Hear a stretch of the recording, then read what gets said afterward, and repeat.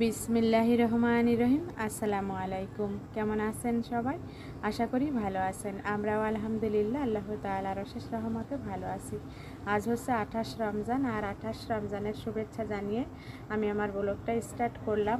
সকালবেলা হচ্ছে ছেলে তানবীরের জন্য হচ্ছে নুডলস রান্না করে দিয়েছি, ওর সকালের নাস্তা। তারপরে হচ্ছে আমি ঘরের কাজকর্ম করে সেহেরি এবং ইফতার রাতের জন্য রান্না শুরু করে দিয়েছি। অলরেডি কিছু রান্না করেও ফেলেছি।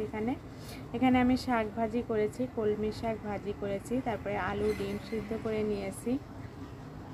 আর আলুটাকে হচ্ছে পেঁয়াজ কাঁচামরিচ ফ্রাই করে তারপরে আলুটাকে আমি আলুর চাপে শেপ দিয়ে রেখে দিয়েছি। আর ছেলের দুপুরের জন্য হচ্ছে খিচুড়ি করেছি, আর এখানে ছোলা ভুনাটাও করে নিয়েছি। আর এখন হচ্ছে মাছের তরকারিটা করব, আর মুরগির মাংস রান্না করা হয়ে গিয়েছে।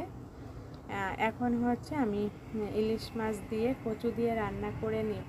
আর ছোট ছোট ইলিশ মাছ নিয়ে এসেছিল, ইলিশ মাছটা অনেক টেস্টি ছিল খেতে। আর এখানে কচু নিয়ে এসেছিল, কচুর ডাগাটা আমি আগের দিন রান্না করেছিলাম, সেটাও আমি শেয়ার করেছি আপনাদের সাথে। আর আজ হচ্ছে কচু দিয়ে ইলিশ মাছটাকে রান্না করে নিয়েছি। মাশাআল্লাহ খুবই সুন্দর হয়েছে, আর খেয়ে তো আলহামদুলিল্লাহ অনেক টেস্টি হয়েছিল।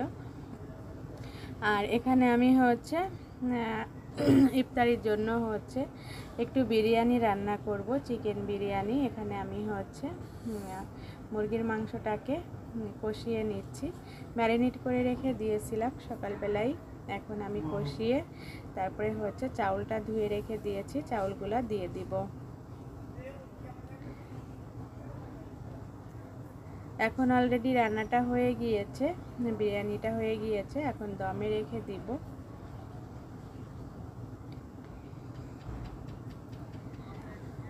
এখন হচ্ছে বিকালবেলা, তানবীরের বাবা চলে এসেছে অফিস থেকে, আর আসার সময় হচ্ছে এটা একটা ইফতারি নিয়ে এসেছে। এখানে হচ্ছে হালিম নিয়ে এসেছে, আর একটা গোলগোল্লা নিয়ে এসেছে।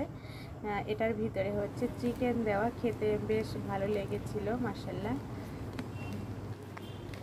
এরপরে হচ্ছে ইফতারিটা রেডি করে নিব, সব কিছু হচ্ছে রেডি করে তারপরে হচ্ছে ইফতারটা করে নিব। আলহামদুলিল্লাহ, এই তো আমাদের 28 রোজার ইফতার ছিল। এটা ইফতারিতে ছিল হচ্ছে হালিম, তারপরে হচ্ছে বাঙ্গি, তরমুজ, শসা, আর হচ্ছে আলুর চপ, ডিমের চপ,